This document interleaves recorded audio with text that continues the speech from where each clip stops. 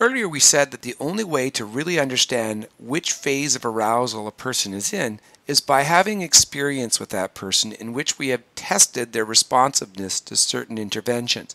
If a person responds well to interventions associated with level 1, then we conclude they're in level 1, and so on down the line. And we'll be talking about the typical interventions in just a moment. But the reality is that for many of us as first responders, we may be seeing this person for the first time, and we may not have the opportunity to speak to others who know them well to get a sense of what they're normally like. So it's important for us to have some ability to use the arousal cycle as a way of rapidly assessing a person. And what we're going to do in the next few slides is quickly summarize the most common behaviors that we can see with an individual when they're in each stage. And the reason we use those words most common is because nothing is set in stone here. It's quite possible for an individual to behave in a way that is unusual, and when we try an intervention and see that it doesn't work, we need to make a mental note and adjust. But in these next 5 slides, we're going to talk about the sort of typical behaviors we might commonly expect in each stage. So in the trigger phase, the sorts of things that we normally will see are an increase in normal behavior. The person may begin walking more or faster and pacing. They may be talking more quickly or talking more. They may use behavior or words that they don't normally use, such as swear words. They may have a higher rate of speech and a higher rate of breathing.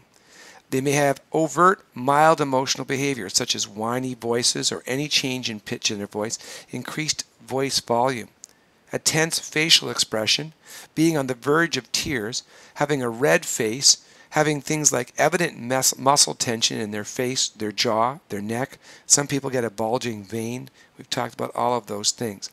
The person in one case that I worked with bit their tongue when they were starting to get agitated like this. These things are often subtle and may only be apparent to those who know the person well. So if you happen to be in the company of others and they are identifying for you that these behaviors are signs and symptoms of mild arousal, then you should listen to those family and friends. The person may become withdrawn, verbally or physically, and they may simply avoid you. They may avoid eye contact or literally may walk away or try to stay as far away from you, even in the same room as possible, leaning away from you, leaning into a corner, pulling a hoodie or a hat over their face, or even I've worked with youth who let their long hair go over their face. The person is usually nonviolent in this stage and usually does not engage in self-injurious behavior. In the second phase, our escalation phase, some of the common behaviors we can expect might be questioning. These might be informational questions or challenging questions. And we want to quickly deal with this for a second. If a person is asking informational questions, we want to answer them with simple information. If a person is asking questions that are rhetorical and designed to challenge us, we want to really not respond to those questions at all and just let them fall flat and on deaf ears. If a person is demonstrating defensiveness, both in terms of their verbal language, saying things, for example, like "you can't make me" or "no," or their physical posture by positioning themselves in a way that's defiant, like, for example, eye glaring or their arms crossed across their chest, these things also indicate a person is escalating. They may verbally refuse, or they may be tacitly non-compliant. They may simply not respond at all. They may use a form of ventilation, getting rid of their extra tension by speaking in a louder voice, yelling, screaming, swearing. They may engage in mild self-injury, such as hitting themselves in the head 1 or 2 times, biting themselves in the hand. They may become violent towards objects, such as throwing their papers down or throwing a purse or a coffee cup down. And as I said, they may scream or cry. They may threaten, and that threat may not be a physical threat. It may be abstract in general, such as "I'm going to get you," or the person may be threatening you in a way that, for example, might involve what we call reporting, telling somebody on you, or saying that they're going to get you fired. Or, of course, it might be a physical threat. And again, that physical threat can be kind of generalized, such as "I'm going to get you later." It doesn't need to be a threat that's more specific than that. We will see, above anything in the escalation phase, a simply rapid change in behavior. The person's behavior will change before our eyes, and it will be somewhat out of character for that person. Violence is possible in this stage, but it's usually of the brief variety, and it's usually of a more spontaneous variety, not a targeted approach. So if you're not close to the individual or in their way as they're trying, for example, to quickly leave a room, chances are they're not going to target you. But if you're close, you might be the one that gets the potted plant knocked on you. You might be the one that gets the ream of paper thrown in your face.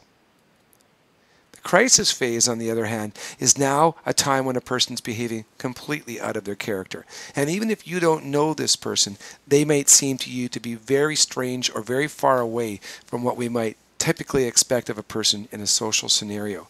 The person will appear to have no rational ability or very little rational ability at all. In fact, the person may actually have escalated to a point where they're delirious. In other words, they're disoriented, confused, and maybe not even able to respond or appear to be connected to what's going on around them. Or they may be psychotic, dealing with things that don't appear to be there, talking to things that aren't there, or describing things that they're seeing or sensing that don't really exist. There will likely be a high amount of ventilation, very frantic physical motor activity, high-pitched voice, yelling, crying, screaming, banging on things, punching walls, that sort of thing. Here, the person may engage in targeted aggression, where now they make a specific attempt to hurt you, or they actually pursue you when you leave. But the person may still be acting out in a generic way, as we saw in level 2. The behavior may also involve serious self-injurious behaviors, such as threatening to cut themselves, or hitting themselves repeatedly in the head, or biting or scratching themselves to the point where they make marks or draw blood.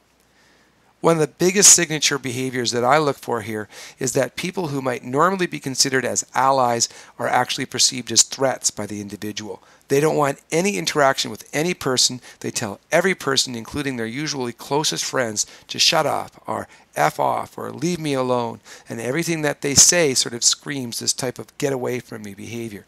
And in fact, the last behavior we want to talk about here is called elopement, which is simply a jargony way of saying running away. The person may run away in spite of others talking to them. And if you run after them, they run faster and further, which is why it's often a bad idea to chase after people when they elope. The de-escalation phase, remember the energy level is going to be very similar to what we saw in level 2. The person will still have that red face. They'll still likely be loud. They'll still often show that high motor activity. But it's going to be a little bit strange because interspersed with that behavior, you may see behavior that begins to express regret or concern about what's happened. The person will not necessarily make a sincere and thoughtful apology, but they may start to say things like, I'm sorry, or it's okay, things that are showing you that they're starting to come to the realization that they've made some mistakes. They're still going to be ventilating and still going to be showing physiological signs of high arousal. And they're still going to be very sensitive to the trigger, especially the frustrators. So if this whole thing started because of an interaction with another person, it's a very big mistake to bring that person back into their view, because you'll notice normally a really quick re-escalation. And then in the resolution phase, what you'll see here is the person will often be physically subdued. They'll show you evidence that they're tired, that they're tuckered out. They may cry, but normally in a less conspicuous and dramatic way, more of a weeping way. They may engage in a more sincere type of apology where they show you some insight or thought about what's gone on. They may have a lucid concern about whatever damage they've done and start to talk to you about whether or not it can be repaired or how they can make up for it. They may attempt to repair the situation, picking up messes or cleaning up things that are damaged. They may try to make amends with other people. They're going to be highly focused on the crisis itself in most cases, wanting to talk about it or make some final statement about it. And they may want to talk or address the issue with you or somebody else. Now we'll talk in the next few slides about how we should actually deal with these behaviors at each of these stages. But this particular video is just to help you, even if you don't know a person, to be able to fairly quickly get a good guess as to which phase they're in so that you can pick the right one of the 5 interventions that we're about to introduce in the next video.